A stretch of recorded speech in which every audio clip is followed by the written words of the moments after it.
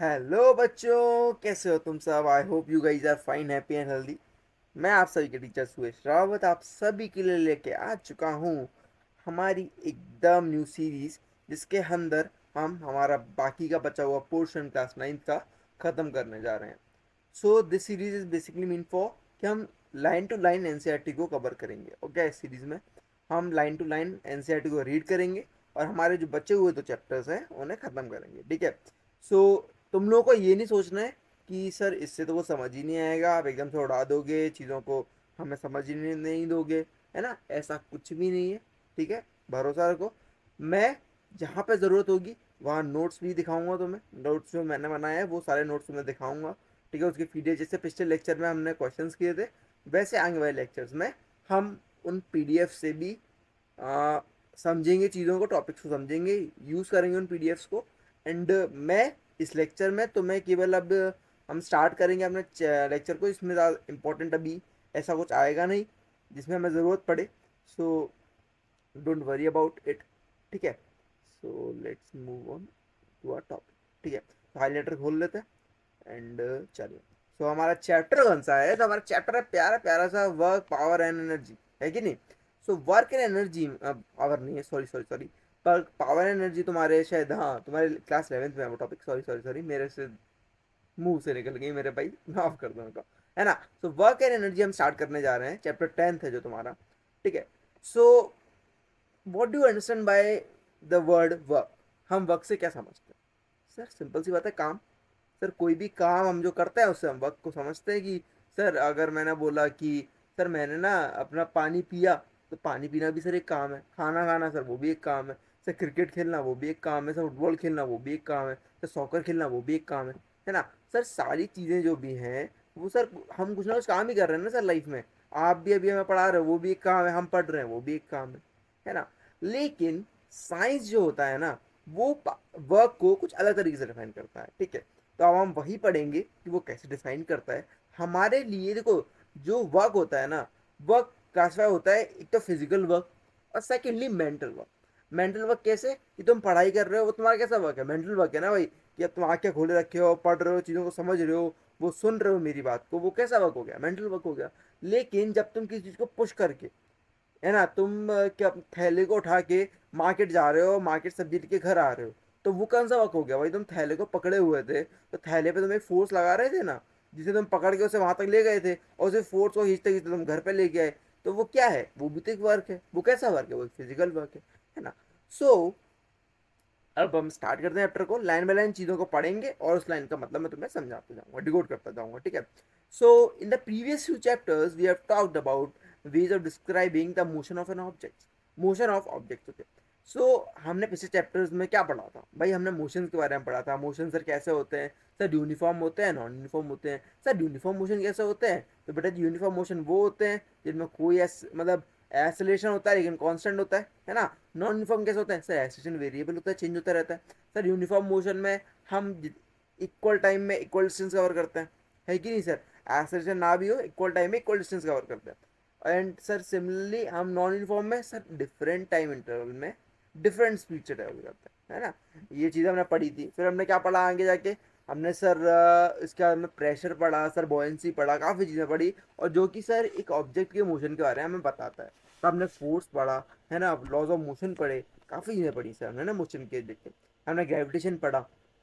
सो ये सारे जो फिनोमेना जो अब तक हम पढ़ते आए हैं, चाहे वो एक्सेलरेशन हो, चाहे वो फोर्स हो, चाहे वो डिस्प्लेसमेंट हो, चाहे वो डिस्टेंस हो, चाहे वो वेलोसिटी हो, चाहे वो तुम्हारा क्या हो, प्रेशर हो, ये सारे जो फिनोमेनाज है ना, ये कहीं ना कहीं रिलेट करते हैं कि कैसे वर्क परफॉर्म हो रहा है। ठीक है। वर्क कुछ नहीं है। वर्क की अगर सिंपल डेफिनेशन को तुमसे पूछे तो वर्क इज नथिंग बट कि जो काम, जो वैल्यूएबल काम हम कर रहे हैं ना, वही हमारा वर्क है, सिंपल। बट साइंस की लैंग्वेज में वो चीज़ कैसे डिनोट की जाती है, कैसे बताई जाती है, वो हम आगे समझेंगे। ठीक है। Closely related to the work and are energy and power. मतलब वर्क, एनर्जी एंड पावर ना बहुत को रिलेट करता है वर्क से। ठीक है। In the chapter we shall study this concept. Okay. All living beings need food. हम सारे लिविंग बींग्स, मैं तो पहले एक बार पूरा पढ़ देता हूँ, है ना। एक पीरियड मतलब जो अपना पैरा है वो पूरा पैरा पढ़ दूंगा, उसके बाद में मैं वो पूरा पैरा टिक कर दूंगा, वरना ऐसे बहुत टाइम लग जाएगा कि मैं एक एक लाइन पढ़ के तुम्हें समझाता जाऊँ। ठीक है, so all living beings need food, living beings have to perform several basic activities to survive, we call such activities life processes. The energy for these processes comes from food. We need energy for other activities like playing, singing, reading, writing, thinking, jumping, etc. etc. Activities that are strenuous require more energy. देखो क्या होता है कि भाई हम living beings हैं, अगर हम खाना नहीं खाएंगे, हम पानी नहीं पिएंगे, तो हमें एनर्जी कहाँ से मिलेगी? बिकॉज हमारी जो खाना है उसके अंदर क्या होता है, नेसेसरी न्यूट्रिएंट्स होते हैं जिसे हम इनटेक करके, जिससे हमारा पूरा जो डेली लाइफ के काम है हम वो कर पाते हैं। ठीक है, अगर हम फूड नहीं खाएंगे तो हम बीमार पड़ जाएंगे, हम पानी नहीं पिएंगे तो हमें वो ज़रूरी न्यूट्रिएंट्स, वो विटामिन, वो प्रोटीन नहीं जा पाएगा हमारी बॉडी के अंदर, जो नेसेसरी है कि हम हमारी लाइफ प्रोसेस को कर पाएँ, है ना। वेदर और बाकी जैसे क्या, मान लीजिए सिंगिंग हो गया, सिंगिंग में क्या ज़रूरत है भाई कि आपका जो गला है वो अच्छे से वर्क करे। अब भाई तुम्हें दम ही नहीं है तो तुम बोल ही क्या पाओगे, सिंपल सी बात है ना। Jumping, cycling, running, cycling running करने के लिए भाई, रनिंग करने के लिए स्टेमिना कितना ज़रूरी है। स्टेमिना कहाँ से आता है भाई? विटामिन से आएगा ना, तुम्हारा विटामिन, तुम्हारे न्यूट्रिएंट्स जो तुम्हारी बॉडी में जा रहे हैं वो प्रॉपरली जाएँ, उतने जो नेसेसरी है तुम्हारी बॉडी के लिए वो जाएंगे, तभी तो तुम अच्छे से परफॉर्म कर पाओगे इस चीज़ में। तो ये लिखा हुआ है कि भाई इन सारी चीज़ों के लिए कुछ ना कुछ एनर्जी लगती है, वो एनर्जी कहाँ से आती है? वहाँ फूड से मिलती है। ठीक है, animal to get engaged in activities, for example they may jump and run, they have to fight, move away from enemies, find food, or find a safe place to live. Also we engage some animals to lift weights, carry loads, pull carts, or plug fields. All such activities requires energy. भाई जैसे हम है वैसे animals भी हैं। Animals में कैसे, काऊ है ना, काऊ है, फिर बुफेलो है, वो लोग क्या कर रहे हैं, है ना, वो हम जो खेतों में बैलों को क्या करते हैं कि पहले की तो मूवीज देखे होंगे तो कैसे वो जो किसान होते थे वो जो खेतों को अब तो ट्रैक्टर से करते हैं, ट्रक से करते हैं, पर ट्रक से नहीं, हाँ ट्रैक्टर से करते हैं, सॉरी ट्रक से नहीं करते हैं, सॉरी सॉरी सॉरी, ट्रैक्टर से करते हैं। बुल कैसे करते थे किसान, जो बैलों को होते थे वो बैल को बांध के, वो जो होता था उनका जो इक्विपमेंट होता है इससे वो, है ना, खेतों को, वो खेतों की खुदाई करते थे, मतलब उसे चलाते थे चारों तरफ खेत में। एट द सेम टाइम बहुत सारे ऐसे एनिमल्स होते हैं, तुम कभी वैष्णो देवी गए होगे तो तुमने वहाँ पे खच्चर देखे होंगे। वो खच्चर क्या करते हैं, वो तुम लोगों को उठा के, जो लोग तुम लोगों को जाना चाहिए खुद पैदल चल के, बेचारे वो तुम्हें उठा के ऊपर तक लेके जाते हैं, है कि नहीं। एट द सेम टाइम हम गधों का यूज़ करते हैं, किस लिए? जब हमें कुछ सामान को, मान लीजिए वो मिट्टी होती है या फिर हमें ईंटों को कुछ कर लेने के लिए, जब हमारे घर पर कंस्ट्रक्शन का वर्क चल रहा होता है तो हम उनसे मंगाते हैं, अगर थोड़ा कम पड़ जाता है तो ये चीज़ें बोल के बताना क्या चाह रहा हूँ कि भाई जो एनिमल्स होते हैं वो भी तो, उन्हें भी तो एनर्जी की रिक्वायरमेंट है। अगर शेर भाई खाना नहीं खाएगा, तुमने सुना होगा कि बहुत से मतलब एनिमल्स होते हैं जो खाना खाना छोड़ देते हैं, खाना खाना छोड़ देंगे, नेसेसरी न्यूट्रिएंट्स उनके पेट में नहीं जाएंगे, वो नहीं जाएंगे तो भाई सिंपल सी बात है ना, बॉडी को एनर्जी नहीं मिलेगी। एनर्जी नहीं मिलेगी तो वो एकदम से ज़्यादा ज़्यादा सोना स्टार्ट कर देंगे, फिर वो धीरे धीरे धीरे करके वो डाई कर जाएंगे, सिंपल सी बात है। तो ये बताने का मेरा यही है कि भाई हर चीज़ को एनर्जी चाहिए होती है चलने के लिए। Think of machines, list the machines that you have come across, what do they need for their working? Why do some engines require fuel like petrol and diesel? भाई तुम मुझे बताओ, हमारी गाड़ी में हम क्यों पेट्रोल डलवाएं, क्यों पेट्रोल डलवाते हैं? भाई सिंपल है, तो गाड़ी चले, और गाड़ी चलेगी क्योंकि उसे एनर्जी मिले, है ना, कोई एनर्जी मिले जिससे वो चल पाए। हम डीजल, वरना तो अगर इंजन अपने आप ही चलता, अपने आप ही चलते रहता तो फिर तो उसको डलवाने की जरूरत नहीं पड़ती। हमारा जो ट्रेन का इंजन है वो ऐसे चल रहा है, इलेक्ट्रिसिटी से चल रहा है। क्यों? क्योंकि इलेक्ट्रिसिटी उसे वो नेसेसरी एनर्जी प्रोवाइड करा रही है, इससे वो आगे बढ़ सके, इसके उसके टायर मूव कर सके, है ना। तो ये सारी चीज़ें कैसे परफॉर्म हो रही हैं? ये इसलिए परफॉर्म हो रही हैं जिससे उन्हें एनर्जी मिले और वो चीज़ों को चला पाए, वो वर्क कर पाए, है ना। तो इन सब बातों का मतलब यही था कि भाई हमें कुछ ना कुछ एनर्जी चाहिए होती है जिससे हम कोई वर्क परफॉर्म कर पाए। What is work? There is a difference in way we use the term work in the day to daily life and the way we use it in a science. Okay, हम जैसे science में use करते हैं और जैसे हम day to daily life में use करते हैं, वो में बहुत डिफरेंस है। जैसे मैंने अभी तुम्हें बताया था कि भाई सिंपल से आता है, तुम तो बोलोगे सर मैं पानी पी रहा हूँ, वो भी एक वर्क है। बाय द वे पानी पीना एक वर्क है, बिल्कुल सही बात है। तुम बोलोगे सर मैं सो रहा हूँ, वो एक वर्क है। तो साइंस की भाषा में वो एक वर्क नहीं होता है। ठीक है, तुम्हारी भाषा में जरूर कि सर मैं सो लिया तो मेरा वर्क हो गया।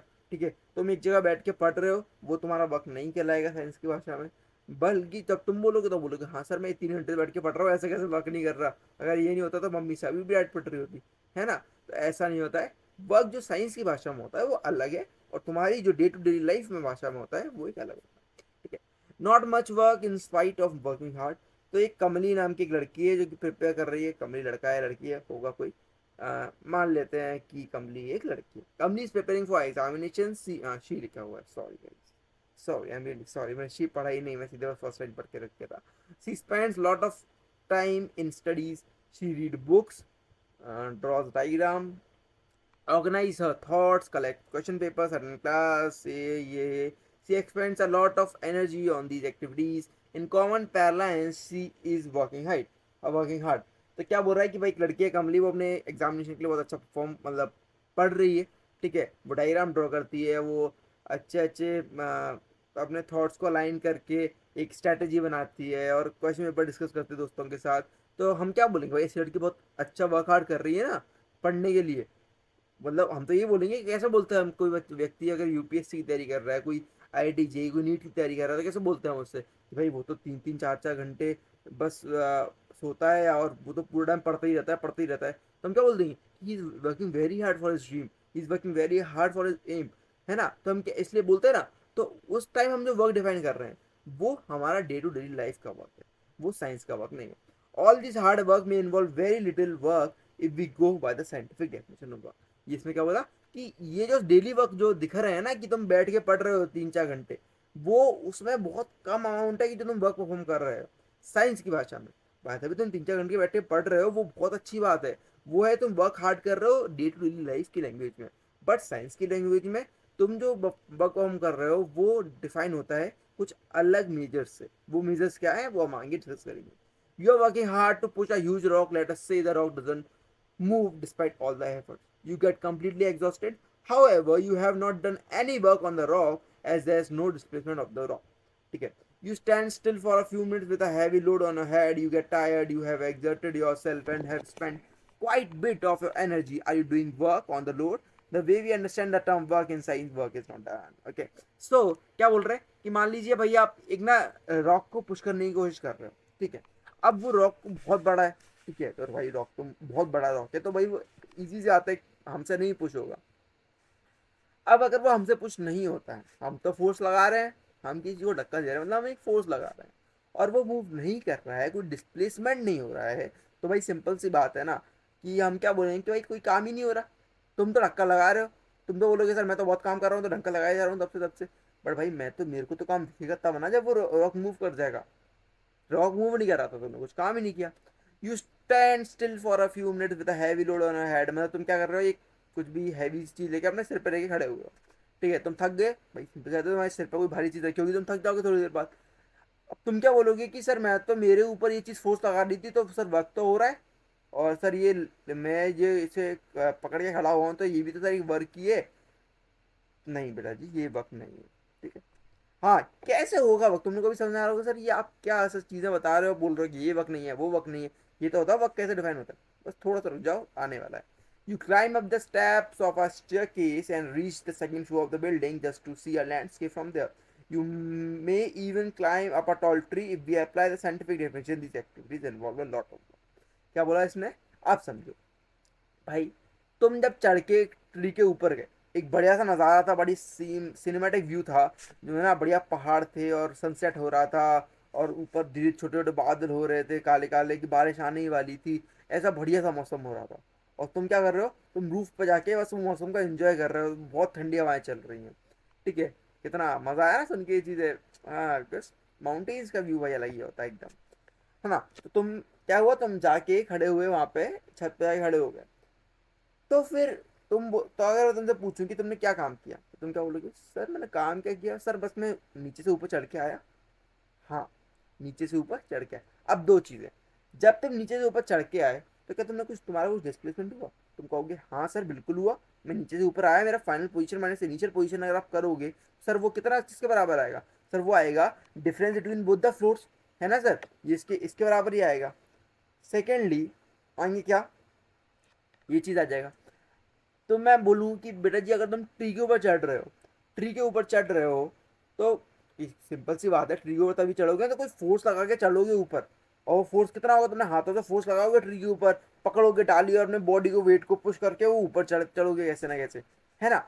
और तुमसे पूछो बेटा कुछ डिस्प्लेसमेंट हुआ तो तुम बोलोगे हाँ सर वो भी हुआ, क्यों सर मैं जिस डाली पे बैठा हुआ हूँ अब, है ना सर, उस डाली से लेके ग्राउंड तक का डिफरेंस सर वही तो मेरा डिस्प्लेसमेंट होगा।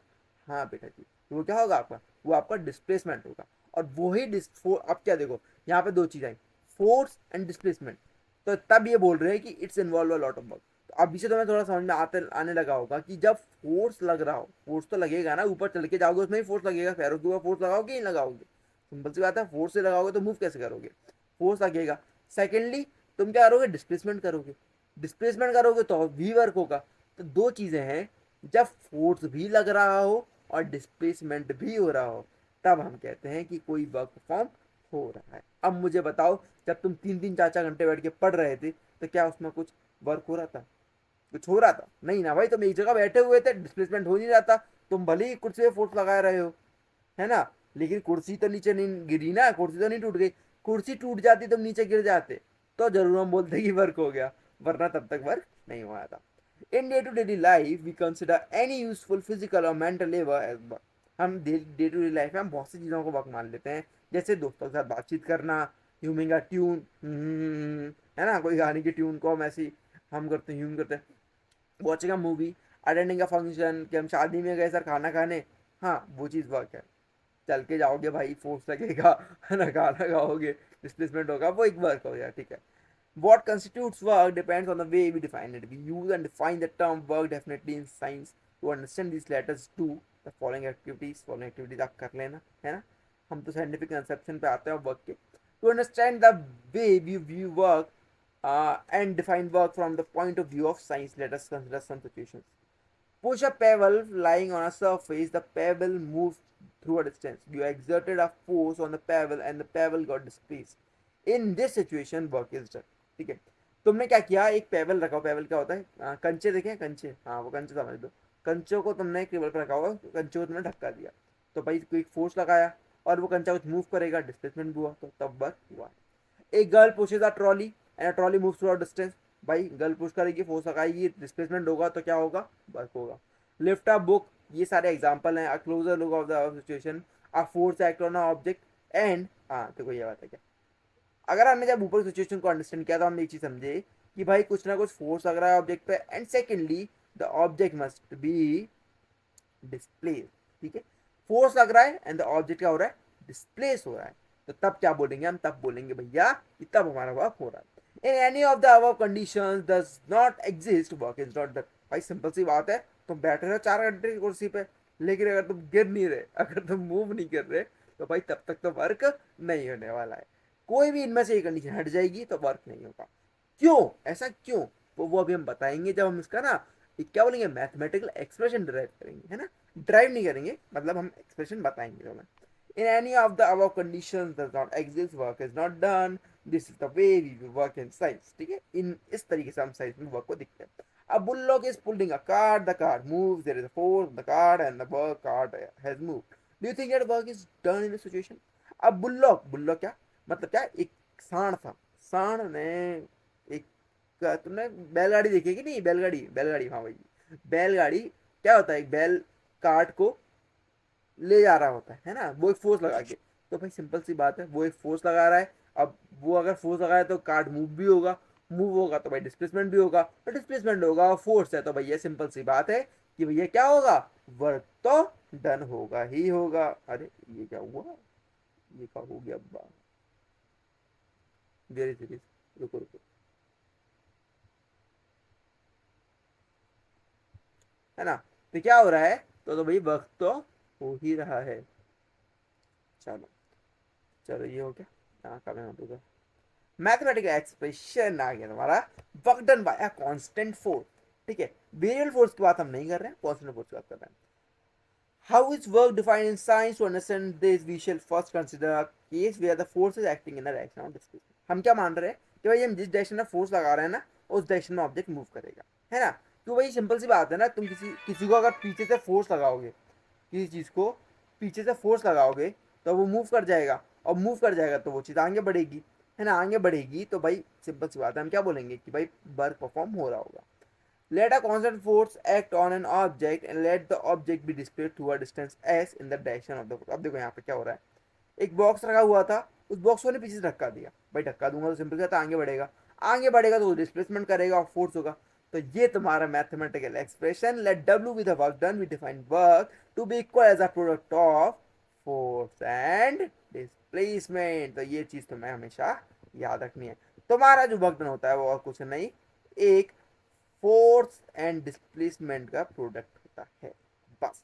अब तो समझ में आ चुका होगा कि अगर सर फोर्स जीरो है तो सर तब वर्क नहीं होगा, और सर डिस्प्लेसमेंट जीरो है तब भी वर्क नहीं होगा। तो मैंने ये लाइन क्यों बोली थी, if any one of the above condition does not exist, ये वाली line,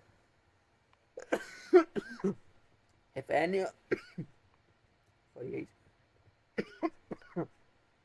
in any of the above condition does not exist, work is not done. Okay, chalo. Thus, the work done by a force acting on an object is equal to the magnitude of the force multiplied by distance moved in the direction of the force. क्या बोला उसने, work done कुछ नहीं होता है, work done केवल product होता है किनका, force acting on an object, पहली चीज तो force acting on object to the magnitude of the force multiplied the work done by, sorry, work done by a force, किसी भी फोर्स के द्वारा जो वर्क डन होता है वो कुछ नहीं होता है, वो केवल प्रोडक्ट होता है force acting on the object, simple सी बात है, उस ऑब्जेक्ट पे जो फोर्स लग रहा है, into the multiplied by the distance moved in the direction of the force, किसके डायरेक्शन में, जिस डायरेक्शन में फोर्स मूव, जिस डायरेक्शन में फोर्स की वजह से ऑब्जेक्ट मूव कर रहा है, उस डिस्प्लेसमेंट का या फिर उस डिस्टेंस का मैग्नीट्यूड हमारे वर्क डन के बराबर होता है। अरे सिंपल सा, नहीं समझ आई ये लाइन तो सिंपल सी भाषा में, भाई अगर हम किसी को पुश कर रहे हैं तो भाई सिंपल से वो आगे बढ़ेगी, तो हमारा जो वर्क डन होगा वो क्या होगा, जिस फोर्स से हम पुश कर रहे हैं इनटू द, जिस डिस्प्लेसमेंट जो हमें मिल रहा है, जितना हमने पुश किया, मान लो हमने एक 5 न्यूटन के फोर्स से 5 मीटर किसी ऑब्जेक्ट को पुश किया, तो हमारा ढाई डिस्प्ले वो कितना हो जाएगा, 5 × 5 25, सिंपल आंसर। समझ आ क्या, if force is equal to 1 newton s is equal to 1 meter, the work done by the force will be 1 newton meter. So the unit of work is newton meter of joule.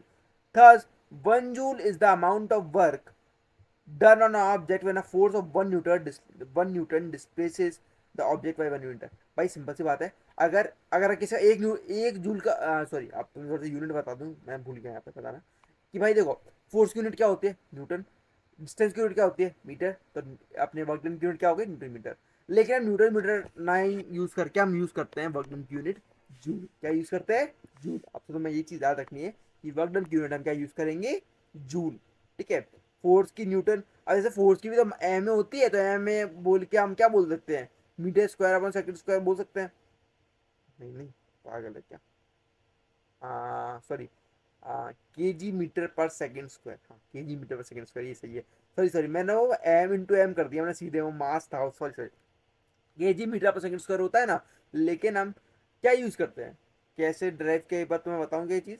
Force क्या होता है, mass into acceleration, acceleration का क्या unit होता है sir, acceleration nothing but rate of change of velocity per unit time, per unit time है ना, time क्या होती है सेकंड, और वेलोसिटी की मीटर पर सेकंड, तो मीटर पर सेकंड स्क्वायर यहाँ से आ गया, और यहाँ पे मास था तो मास क्या होती है, के जी, के जी मीटर अपॉन सेकंड स्क्वायर, ये होती है हमारी फोर्स की यूनिट। ठीक है, पर लेकिन हम क्या यूज करते हैं, न्यूटन यूज करते हैं। तो सिमिलरली वर्क की भी यूनिट होती है वो जूल होती है, कि जूल ने ये ड्राइव किया होगा, है ना, जूल साइंटिस्ट का नाम है जिनने ये ड्राइव किया था, है ना, जिन्होंने बताया होगा कि वर्क डन कैसे परफॉर्म हो रहा है, या फिर उनके ऑनर में रखा होगा, ये मुझे नहीं मालूम है हिस्ट्री इसकी, मेरे को प्रेजेंट मालूम है, वो तो मैं बताता हूँ।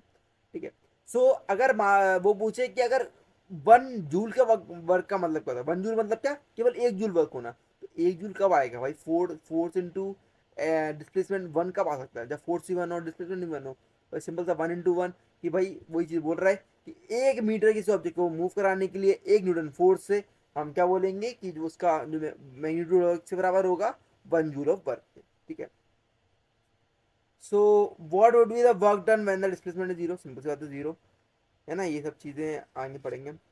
हाँ मैंने बता भी दिया, कुछ नहीं है, look at the equation 10.1 carefully, 10 कौन सी है, हाँ चाहिए वाली, what is the work done when a force on object is zero, zero होगा तो भाई समझ जाते हैं भाई फोर्स ऑन डिस्प्लेसमेंट जीरो हो जाएगा, डिस्प्लेसमेंट जीरो होगा तब भी जीरो हो जाएगा, दोनों चीजें।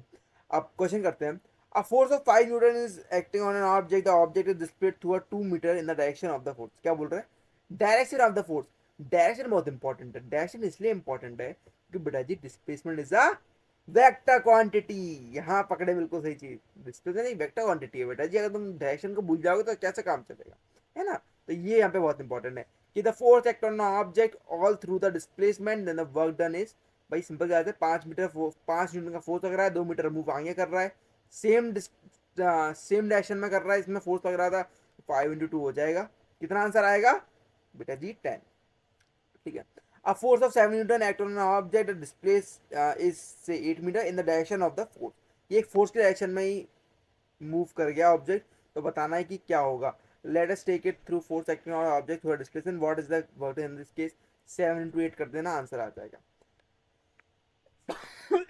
चलो, consider another situation in which the force and the displacement are in the same direction, a baby pulling a toy car parallel to the ground as shown in figure 10.4।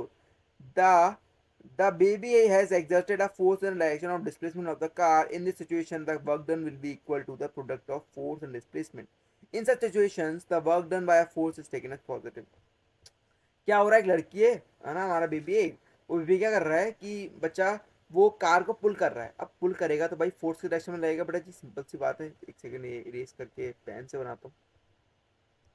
भाई बच्चा अगर पुल कर रहा है, पुल करेगा तो फोर्स लगाएगा वो इस डायरेक्शन में, इस डायरेक्शन में फोर्स लगाएगा तो भाई सिंपल जाता है, कार भी इस डायरेक्शन में मूव करेगी, इस डायरेक्शन में मूव करेगी तो भाई फोर्स इस डायरेक्शन में, उसी डायरेक्शन में अपना डिस्प्लेसमेंट, तो हमारा जो मैग्नीट्यूड आएगा क्या आएगा, वो F/s, सेम डायरेक्शन में होगी। अब कंसिडर एक सिचुएशन करो कि भाई हम क्या कर रहे हैं कि मान लो ये कार जो है ना, वो कार होती, वो कौन सी वाली कार, अपनी जो रिमोट कंट्रोल कार होती है, और रिमोट कंट्रोल कार में ये कार जा रही होती इस डायरेक्शन में, किस डायरेक्शन में, इस डायरेक्शन में, और तुम क्या कर रहे होते, तुम रोकना चाह रहे होते इस कार को।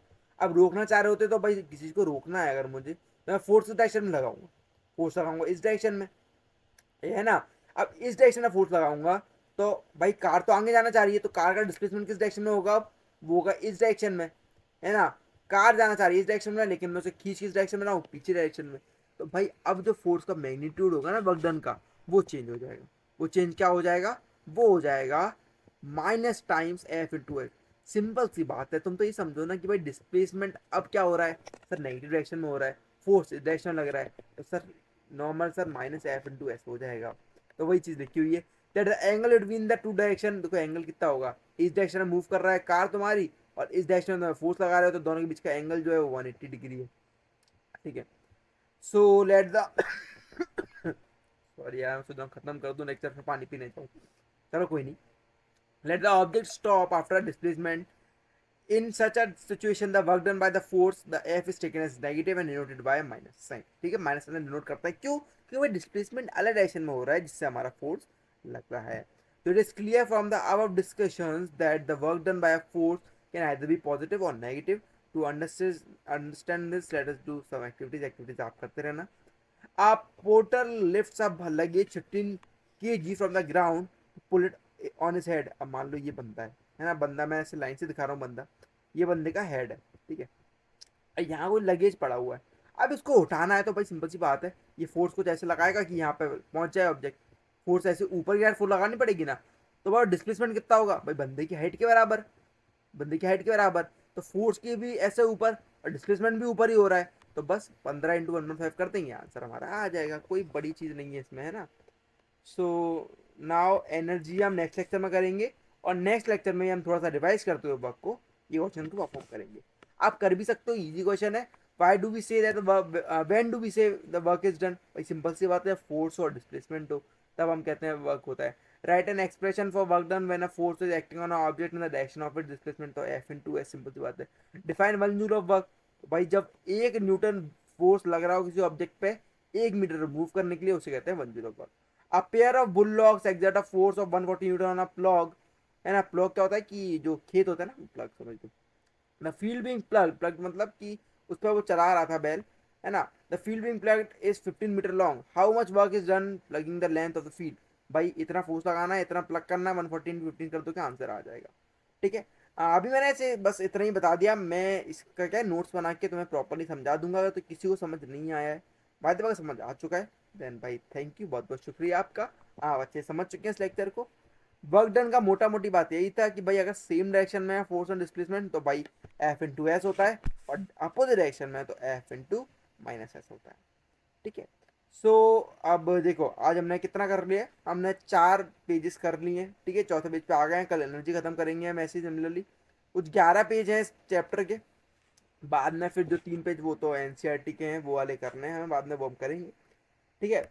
सो इन दिस वे मैं तुम समझो कि अगले कुछ 2-3 दिन में मंडे ट्यूसडे तक तुम्हारा, मैं वेनसडे तक तो डेफिनेटली इस चैप्टर को खत्म कर दूंगा। और अगले हफ्ते तुम्हारा एनर्जी खत्म हो जाने वाला है, वर्क पावर एनर्जी, पावर नहीं वर्क एनर्जी, सॉरी यार हमको पावर एनर्जी याद आ जाता है बार बार। ठीक है, ये तुम्हारा खत्म हो जाएगा।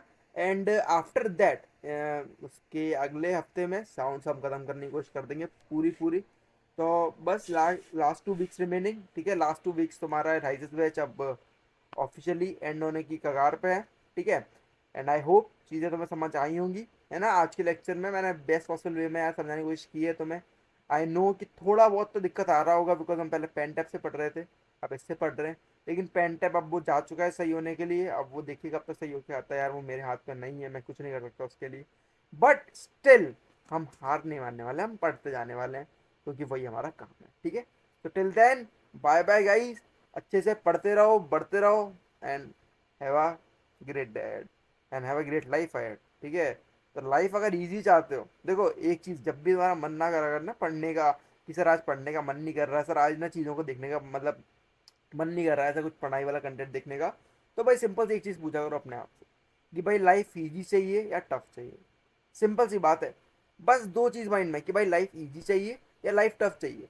भाई अगर इजी चाहिए तो सिंपल सी बात है, पढ़ो। और कोई तरीका नहीं है भाई। या तो हाँ तुम्हारे बिजनेसेस चल रहे हैं तो ज़्यादा उस पर फोकस कर सकते हो, बट स्टिल उसके लिए भी पढ़ाई बहुत इंपॉर्टेंट है। ठीक है, क्योंकि बिना पढ़ाई के भाई अगर तुम्हें एक्सेल करना है लाइफ में, क्योंकि तुम जो क्रिटिकल थिंकिंग है, जो एबिलिटी है तुम्हारी हर चीज़ को मॉडिफाई करके और ज़्यादा अच्छा उसे अपग्रेड करने की, वो तभी आएगी जब तुम पढ़ाई ढंग से करोगे, है ना। सो फॉर देट पढ़ते रहो यार, अच्छे से पढ़ेंगे तभी हम बढ़ेंगे। ठीक है। तो मैं भी पढ़ता हूँ, तुम भी पढ़ो, हम दोनों मिलके फोड़ेंगे आगे। चलो till then, bye bye guys, have a nice day.